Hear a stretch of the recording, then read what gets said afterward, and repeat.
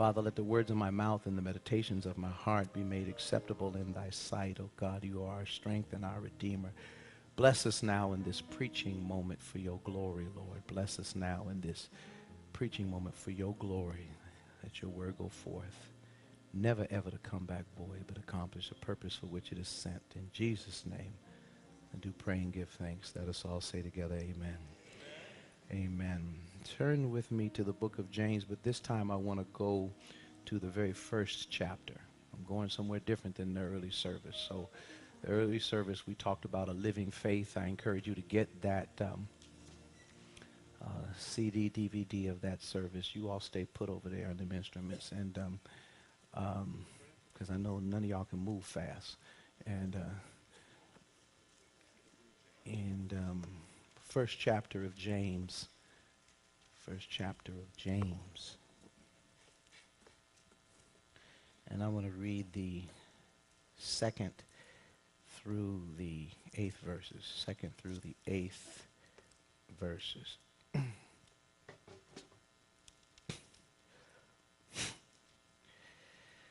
Consider it pure joy, my brothers and sisters, whenever you face trials of many kinds, because you know that the testing of your faith develops perseverance.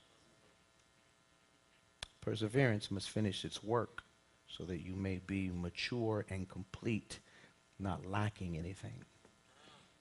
If any of you lacks wisdom, he or she should ask God, who gives generously to all without finding fault, and it will be given to them.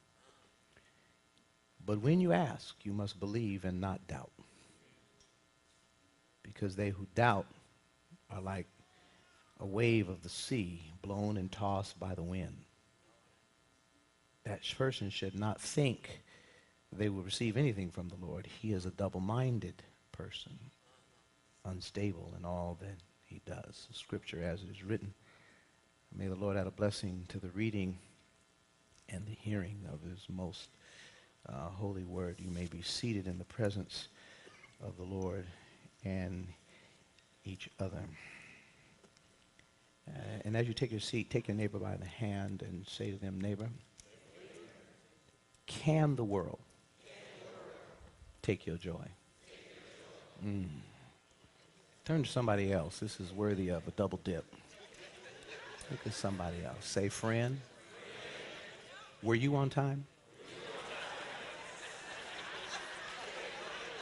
See, I fooled you.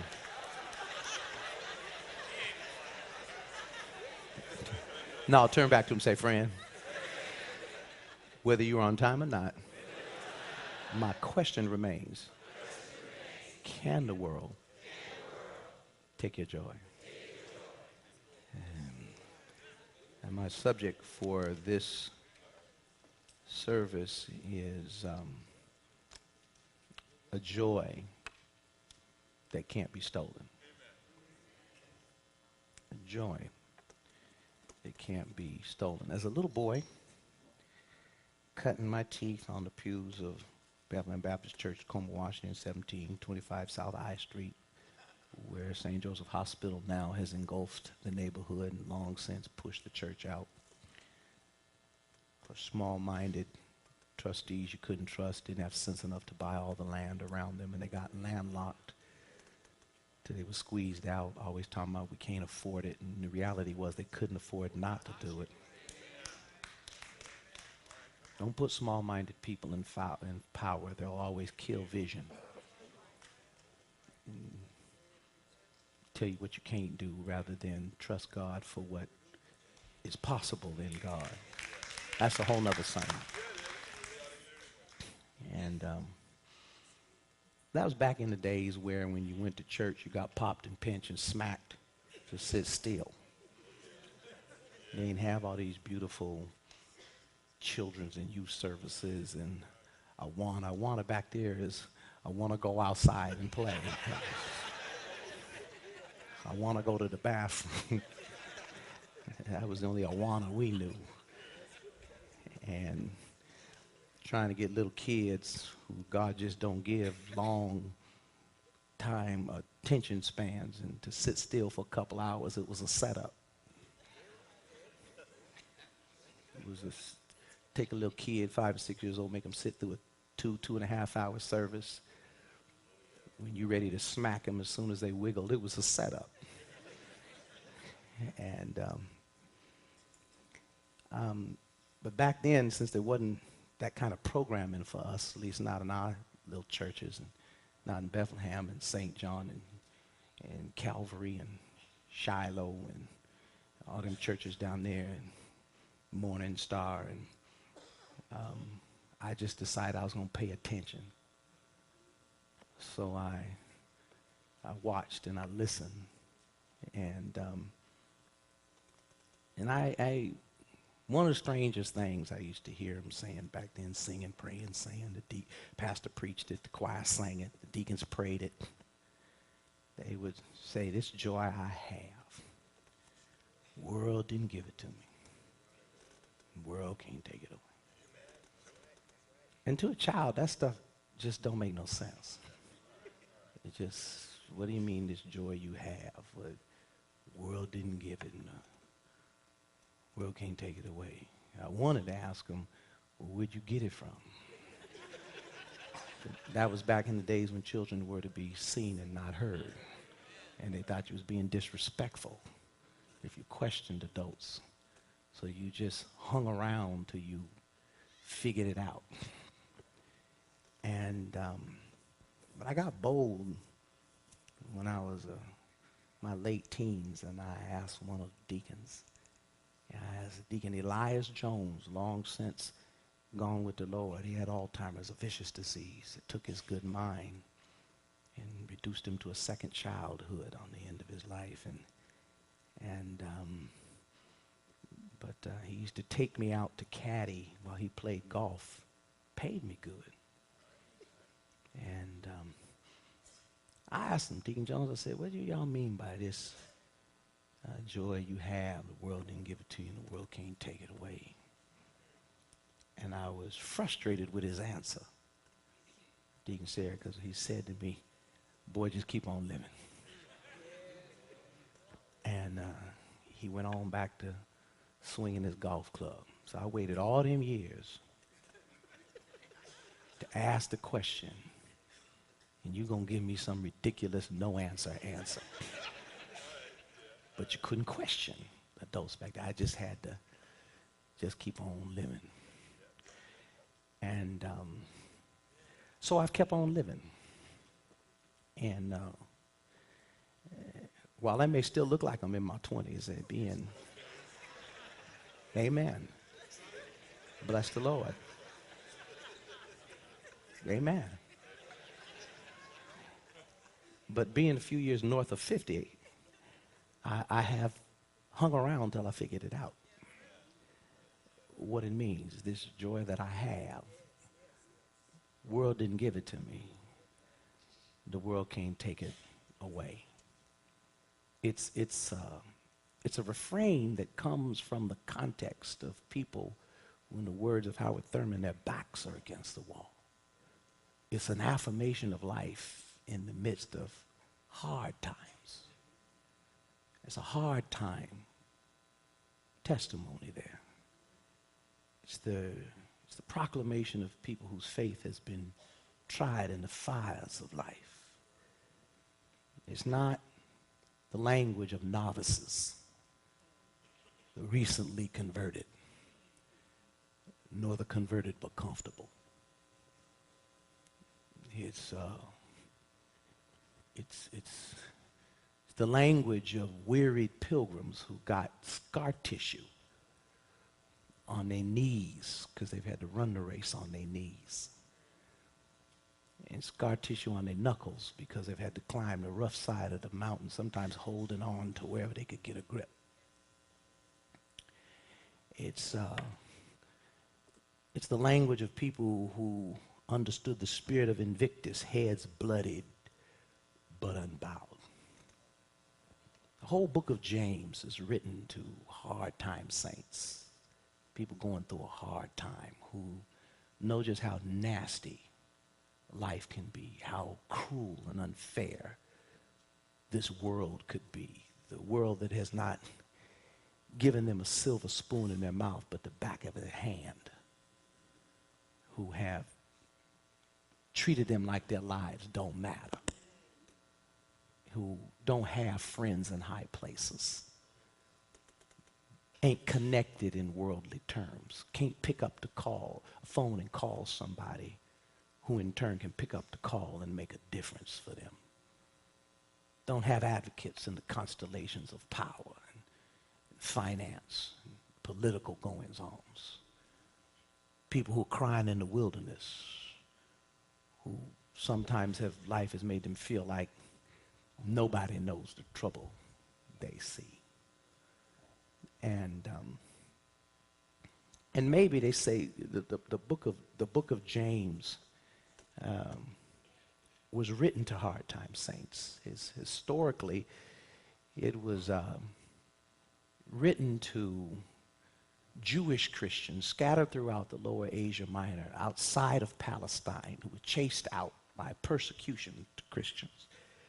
This was before Christianity became the faith of the empire, before it became the majority religion. And certainly here in this country, if you've ever been persecuted, it wasn't because you were a Christian. There are places in the world where people are being persecuted because they're Christians, but ain't nobody persecuting you because you Christian. You know, that little embarrassment you feel to say the blessing in a public restaurant, for you dive into a plate of calories you don't need. That's not persecution. That's you being trifling.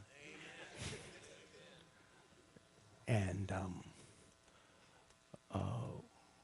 you may have been persecuted because you black in a white-dominated society, or female in a male-dominated society, or gay or lesbian in a homophobic society, or Islamic in a homophobic, or in an Islamophobic society, or an immigrant in a now anti-immigrant society among some. But it wasn't because of your faith in Jesus Christ. Not likely. Not in this society. James writes, he pushes them on a living faith as opposed to a dead faith. And his definition of a dead faith was faith that had no works with it. And he wasn't suggesting you could work your way into salvation and standing before God, but if you have standing before God, you're going to have a case of the can't help it. And there's some things you're going to do as an expression of your gratitude for God's grace and mercy. But he's writing particularly to those saints who were in hard times. And maybe James is an epistle that just can't be heard by the modern American congregation. Maybe we just have too much to really be able to appreciate. Have you ever tried to talk to somebody about what you've gone through, and they're looking at you with that deer in the headlight look, and you know they just don't have the life experience to understand your story?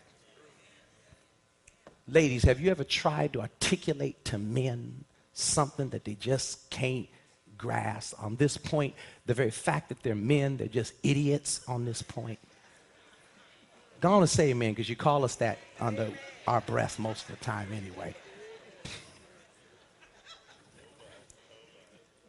I know minority folks, sometimes we look at majority people and there's some things that just can't make you understand because you ain't walked in my shoes in this.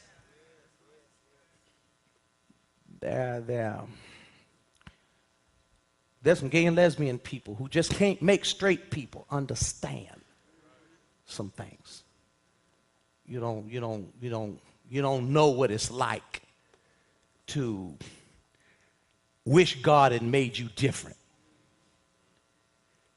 when your own mom and daddy won't own. You know, number one cause of runaways in this country from adolescence is that teenagers who understand their orientation is different from the majority believe, real or perceive, that the very mother who brought them in this world won't accept them the way they are.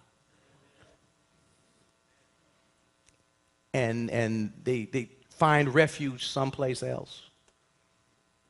And those of us who've never gone through that, there's a point where you feel, I can't make you understand it because it ain't been your experience. There's many points in life where there's a level of hardship. If you haven't gone through that hardship, you can't understand. You can't fully grasp or wrap your mind around somebody's existential experience. The book of James is written for people whose backs are against the wall, and sometimes privilege can make you blind, deaf, and dumb to certain realities. These kids up here, they privileged kids. They don't think they are. They think that because their mom and daddy won't upgrade their data package, they oppressed. They think they suffering because they got to turn their phone off at a certain time. Or that mom and daddy checks their Facebook, they think they being persecuted. They don't know. They've never seen 3 cans of grease on the stove. One for the bacon grease, one for the fish grease, and one for the chicken grease. They never seen that. They never.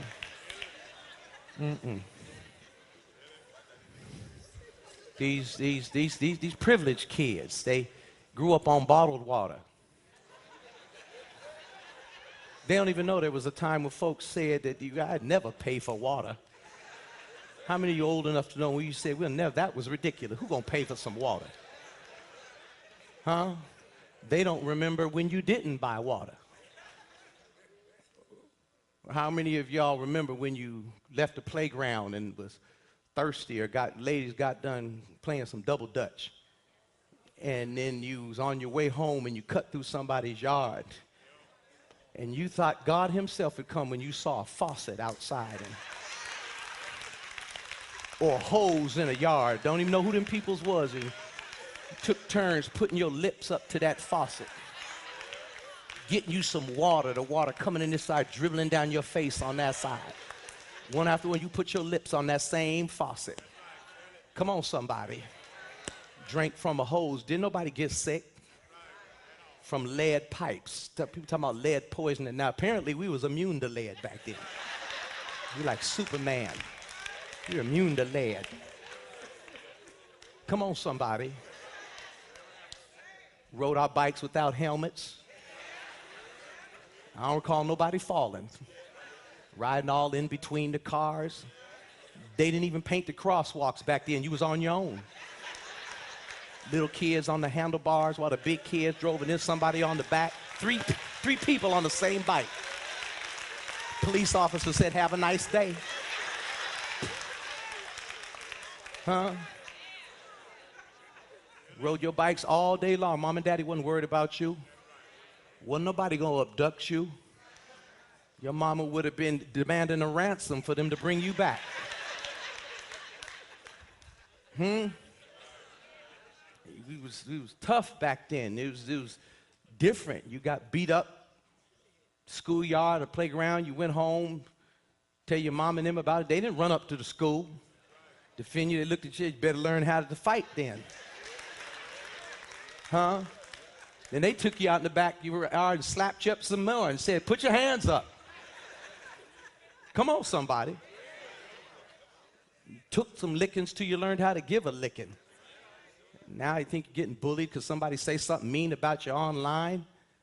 And newsflash, people, you ain't going to de-bully this world. You better teach them kids how to stomach a few things. And I'm not saying bullying ain't real, but I'm saying you ain't going to get rid of all the bullies in this world. Sometimes people got to toughen up. These kids thinking they are oppressed. No, they live in a privileged life. And perhaps privileged people, some of us are privileged now.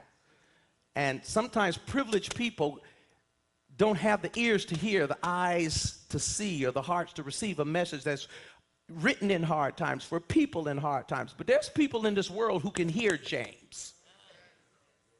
We may be drinking bottled water, but 2/3 of the children in this world today, as I speak, are at risk of not being able to find a clean glass of water. 2/3 of the world. We are the exception, not the norm. 21 million refugees in the world as we speak, living from pillar to post. The only thing they own is the clothes on their back. Some of them don't have clothes on their back. They're living in the indignity of nakedness because they just had to run. There are people in this world, whether it is Nigerians living in the path of the Boko Haram, that's killing and maiming and raping everything in its path. The caliphate we don't talk about. We talk about ISIS and Al-Qaeda, but we don't talk about what's happening in Africa, because then to many people, black lives just don't matter, both here and abroad. Palestinians living in Jewish occupation, to the shame of the Israeli state now treating Palestinians as bad as white Christian Europe treated them in the Holocaust. And I keep reminding folks that the Holocaust was not carried out by Arabs. It was carried out by white Christian Europe against Jewish people. And now yesterday's oppressed become today's oppressor. It's strange how what goes around. Life is cyclical like that. But the Palestinians can hear James, yes. Yes. Refugees from Syria, 6 million of them have to leave the country. A couple of million more trapped within the crossfire between Bashar al-Assad and the different rebel factions, and the Russians bombing civilians and hospitals trying to keep Assad in power. You know, Trump's boyfriend, Putin, bombing civilian, a criminal, a killer. But then again, we got killers here too. Maybe we can't hear that, but there are some people who could hear James, people whose backs are against the wall, who are suffering, who, for them, the next meal is not certain. A place to live tonight is not certain. There's some people here in Renton. 90% of the women who are serviced by social services in the city of Renton are serviced out of their cars, because our definition of a great city does not include enough beds for displaced women and children. I heard one of the members of city council in talking about reaching out to the homeless. He said, as far as services to the homeless, he said, it's like feeding stray dogs. The more you feed them, the more they come around. He was a member of a local church, a deacon to be exact. Faith with the, how can you say you love God whom you've never seen and hate your brother, your sister who you see every day? James would call that a dead faith. And maybe that comfortable city council person who thinks of the less fortunate brother and sister as a dog not to be fed so that they won't come back. And maybe he can't hear James. Maybe it's wasted on the comfortable. But for that person who needs a crust of bread and a corner to sleep in, as James Lawrence Dunbar said, for that woman who's been beaten and had to grab the kids and run and is living in her car, if she's blessed to have a car to take her out of the elements, for that brother who's gotten out from serving time, or whether he did it or whether he just had to cop a plea so that they didn't give him more time when he faced a jury that wasn't going to have none of his peers, and now has a felony record and is trying to get a job. And if he writes down that he has a felony record, his application will be ripped up and thrown in the garbage. So he gambles and doesn't put it down there and does a good job, and 3 weeks later they let him go when they do the background check, and he's trying to figure out, how am I going to get ahead, not go after this hustler money because I don't want to go back in the joint, but all the doors are shut for me out here. There's some people who can hear James. They may not be in here. I may be wasting my time. So maybe you guys got to take this message to somebody whose back is against the wall, maybe somebody who lived right, got cancer in their body anyhow. Maybe we just too healthy. Maybe we just too full. Maybe we just too comfortable. Maybe we just got too many clothes. We got too much perfume. We have too much disposable income. We're too certain about where our next meal and our next pleasure and next vacation has come from. We just can't hear James, but somebody out there is the rightful audience of the hard time hurting people that James is trying to get them to this place where they can testify that the joy that they have, he wants them to know a joy that this racist, sexist, materialistic, homophobic, anti-Islamic, ungodly world didn't give to them and can't take it away.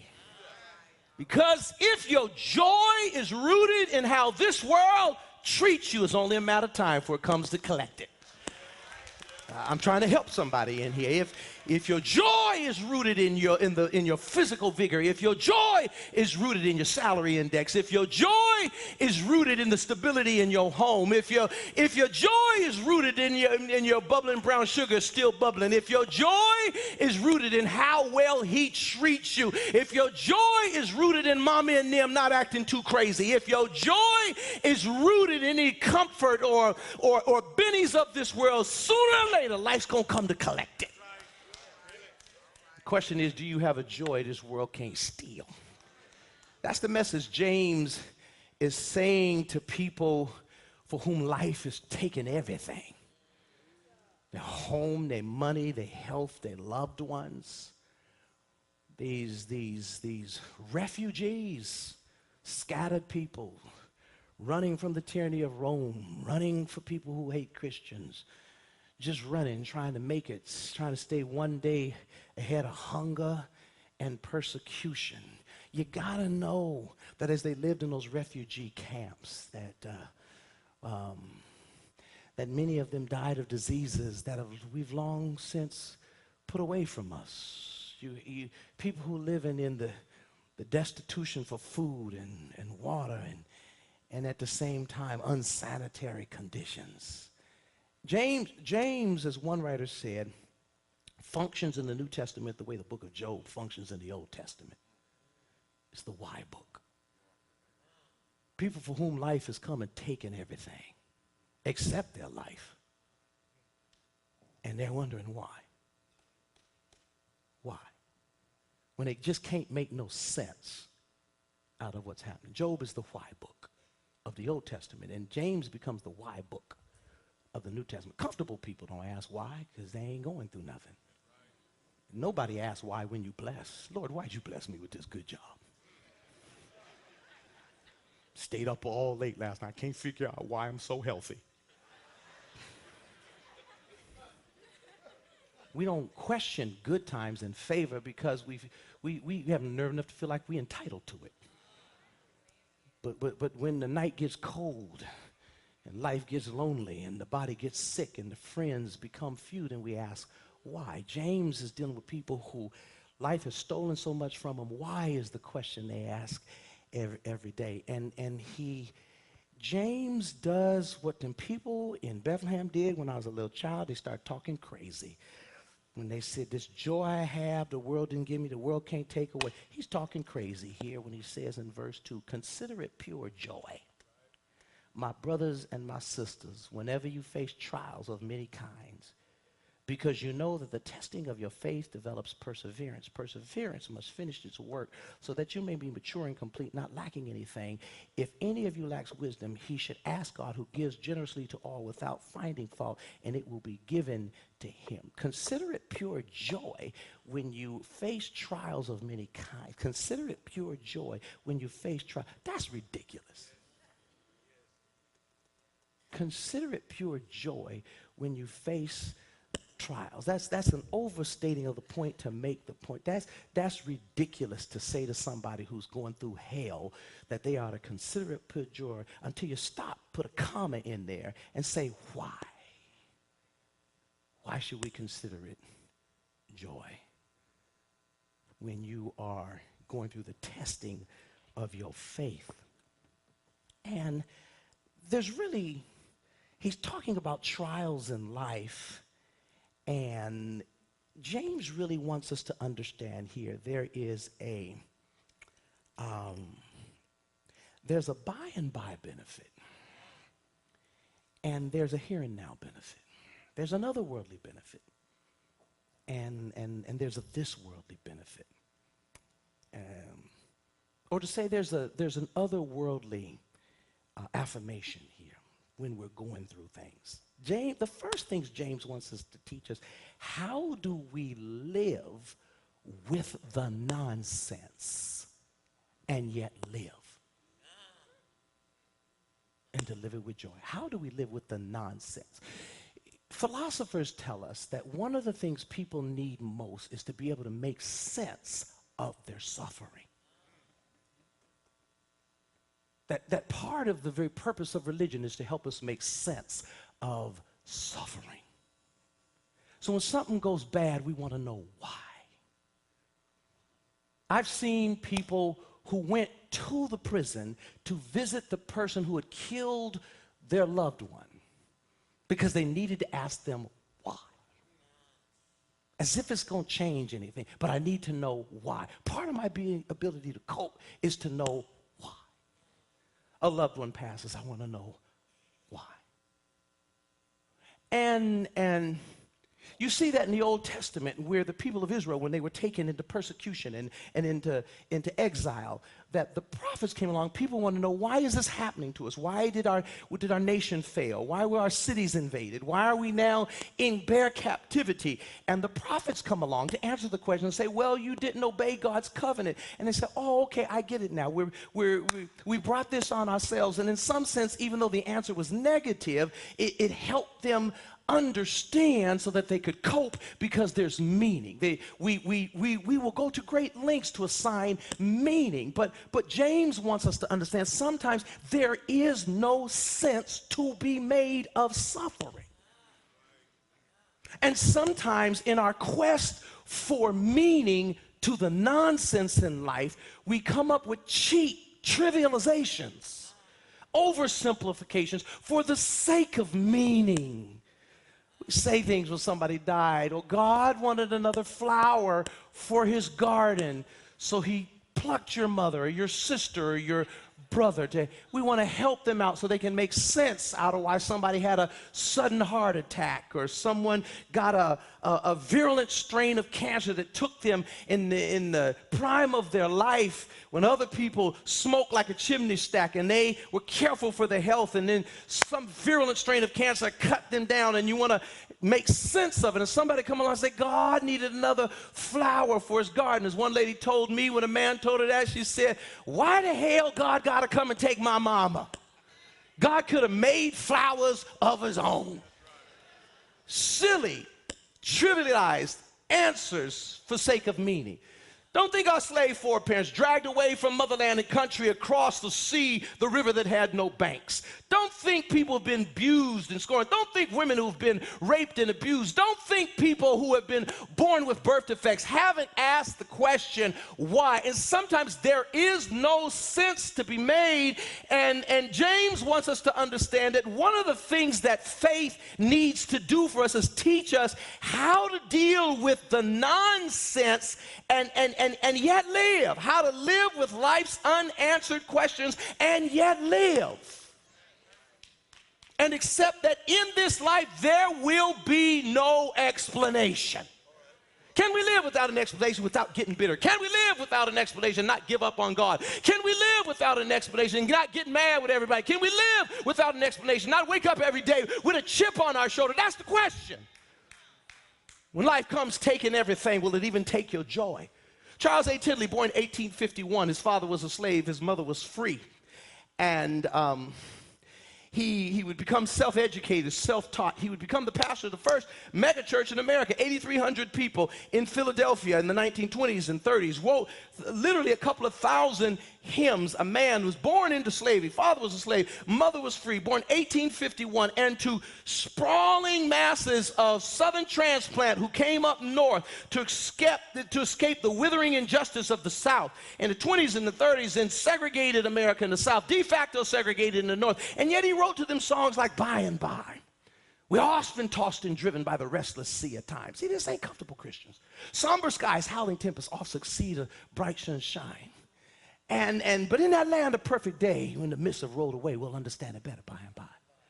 Some things you got to live with to the by and by. Can we live with life's unanswered questions and yet live? He said, we're often destitute of the things that life demands. Want of food, want of shelter, thirsty hills and barren lands. Oh, you can't receive that. You have food and shelters. He says, but we're trusting in the Lord, and according to his words, we'll understand it better by and by. He said, we hidden snares, we're often unaware of hidden snares, want of food and shelter, thirsty hills and barren lands, and we're trusting in the Lord, and according to his words, we'll understand it better by and by. Temptations, hidden snares, often take us unawares. That things come out of nowhere. Even when we doing our best, something come out of nowhere. Temptations, hidden snares often take us unawares. And our hearts are made to bleed by all thoughtless words and careless deeds. We wonder why the test when we're trying to do our best. We'll understand it better in the by and by. Do we have the ability to deal with the nonsense of life? The lack of any available sense of meaning to our pain, to our discomfort, and yet live. He says here, when he says, consider it all joy, brothers, when you face trials, because you know that the testing of your faith develops perseverance. These testings develop the ability to stick to itism. That's what all perseverance is, the ability to stick to it. When life is kicking you and slapping you and smacking you and robbing you and stealing from you and disrespecting you and mistreating you, when you're the victim of unearned suffering, can you stick to it? Oh, you can do it when it's easy. When the inputs and the outputs of life match up. Oh yeah, you can do it when those you love you back. Oh, you can do it when you raise children right and they do right. You can do it. But what about when you raise them right and they go wrong? Can you stick to it? What about when they return meat, when they return hate for your love all the day long? What about when tears are your meat all the day long? What about when you love an America that don't love you? Then can you stick to it? That's the question that he's raised, to be able to stick to it when life is not kind to you. And he says, you need to persevere because when perseverance must finish its work so that you may be mature and complete, not lacking anything. And there's where he gets what he wants. If any of you lack wisdom, he should ask God, who gives generously to all without finding fault. It will be given to him. So he's saying he wants us to be able to get to the point where we have wisdom. That's really where he's getting to. Wisdom. But there's no wisdom without trial. But if you don't go through the trial, you won't get to the wisdom. See, wise people are not people who haven't gone through something. It's actually the opposite. Wisdom comes from having gone through something. How many of you have seen that? I'm going somewhere with this. How many of you have seen that Farmers Insurance commercial where they say we know a thing or two because we've seen a thing or two? Yeah, I was telling somebody yesterday, I know a thing or two because I've seen a thing or two. I just kept on living, Reverend Butler, like Deacon Jones told me to. And as I kept on living, now I know a thing or two because I've seen a thing or two. I've gone through. Wisdom is the gift that we say we want, but we just don't want the means by which we get wisdom. I wrote a song when I was on sabbatical. Didn't I tell y'all to stay on them instruments? Y'all just don't listen. They don't listen. Y'all remember Fresh Prince? Give me that beat there. Dun, dun, dun, dun, dun, dun, dun, dun, dun, dun, dun, dun, dun, dun. Give me that. Dun, dun, dun. Give me that. No, don't get too loud. You're drowning me out. I'm going to spit some lyrics. Take that. Dun, dun, dun, dun, dun, dun, dun. From Hilltop in Tacoma, not born but raised, the funk generation before school days. I got in more than a few fights, and my mom got all scared, but we had no aunts and uncles that lived in Bel Air. We got around on our bikes, we even rode Gus. That's old school for what wife was called the bus. I had a fork in my hair as we walked the streets, sporting Converse All-Stars limousines for the feet. Keep it going. I got punched, I got slapped, yeah, we all got punked. It's part of what we meant, we say raised by the funk. But I survived the town with the funny aroma, cause I'm LDB from the Hilltop in Tacoma, oh yeah.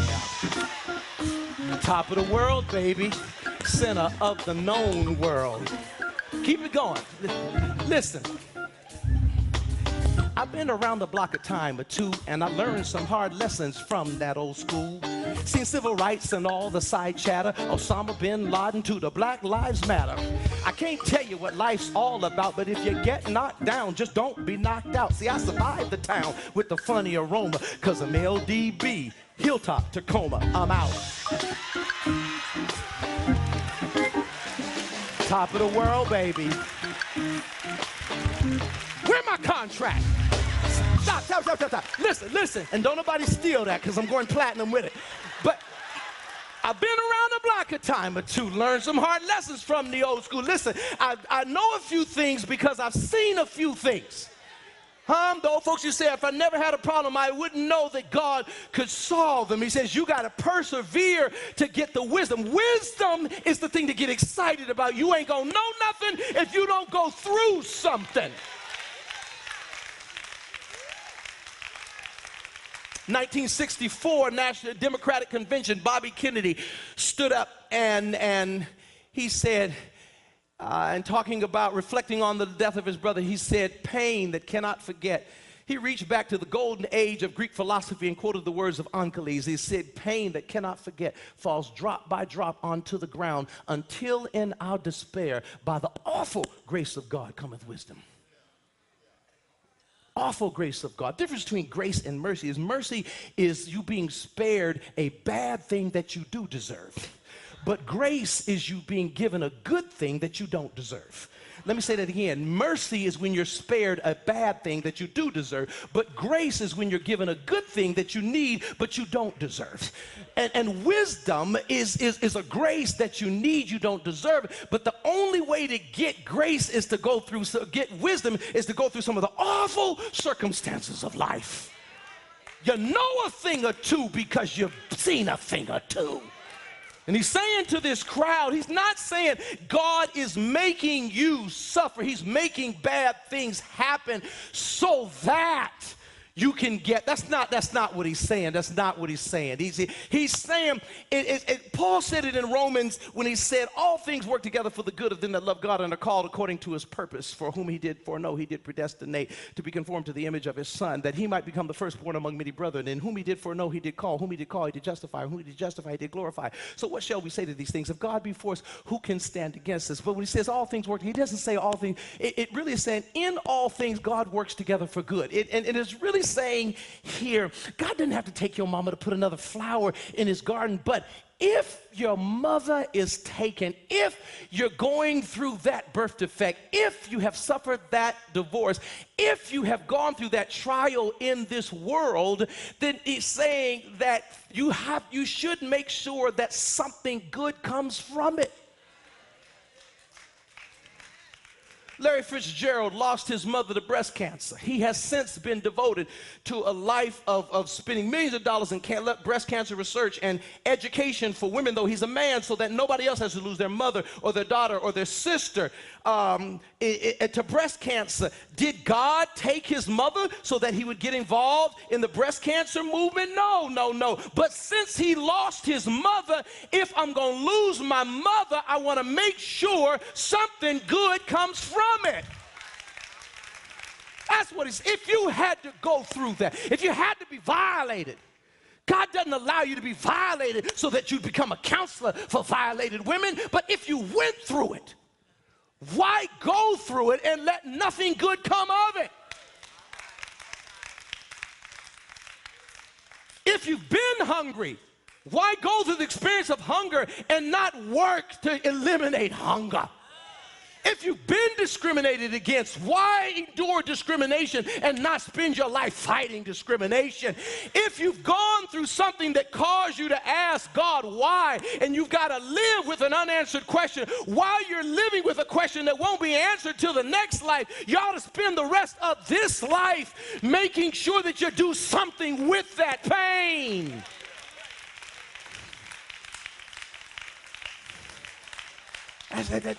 That's what he's saying there.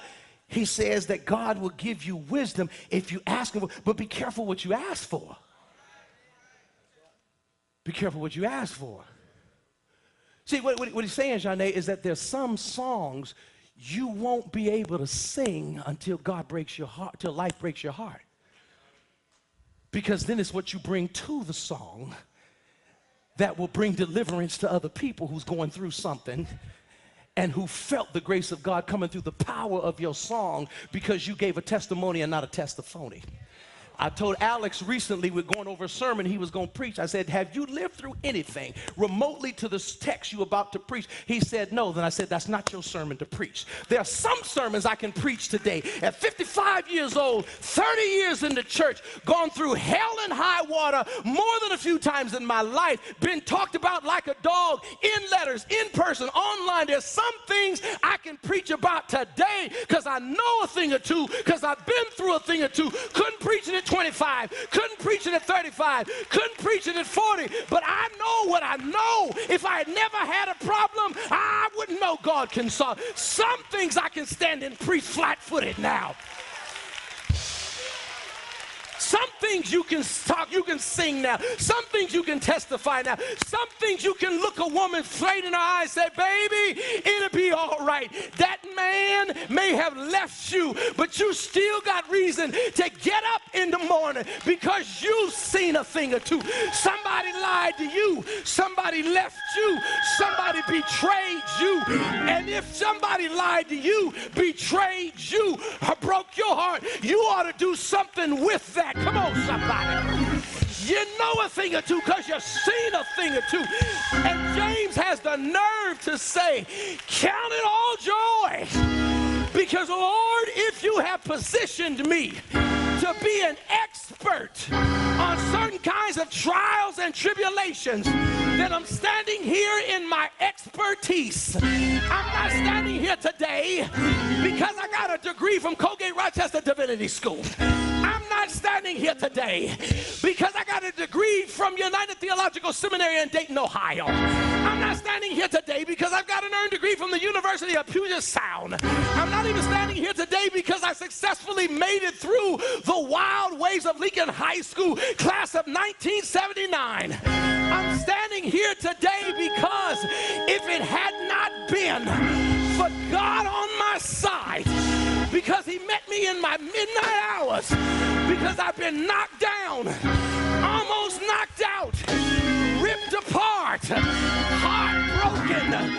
I come to tell you, and yet God stepped in and he picked me up, healed my wounds, put some wind back in my sail, told me over and over again that earth has no sorrow, that heaven cannot cure. I'm standing here because I know what I know.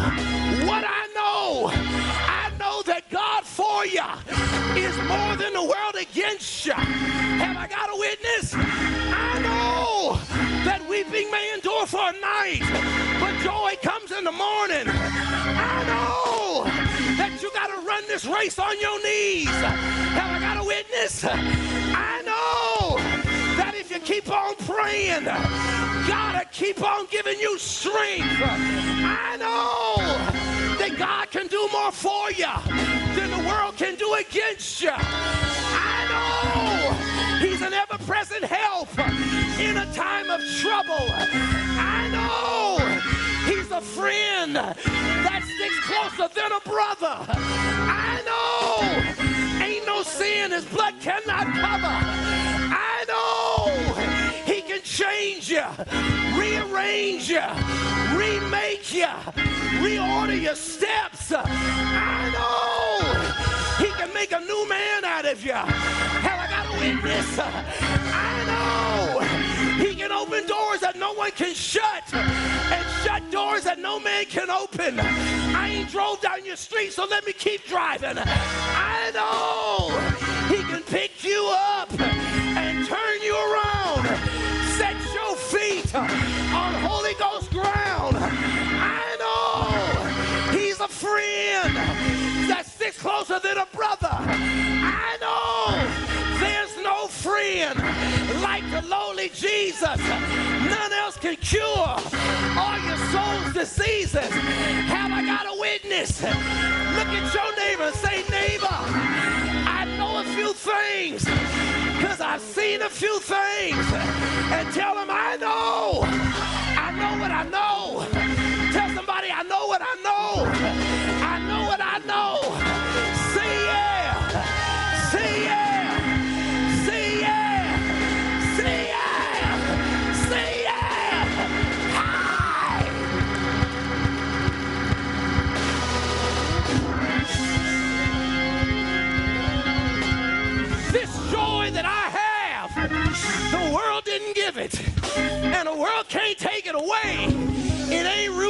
you think about me. It ain't rooted in what I have.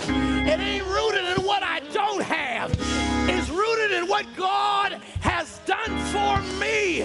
Somebody say yeah. Say it like you mean to say yeah.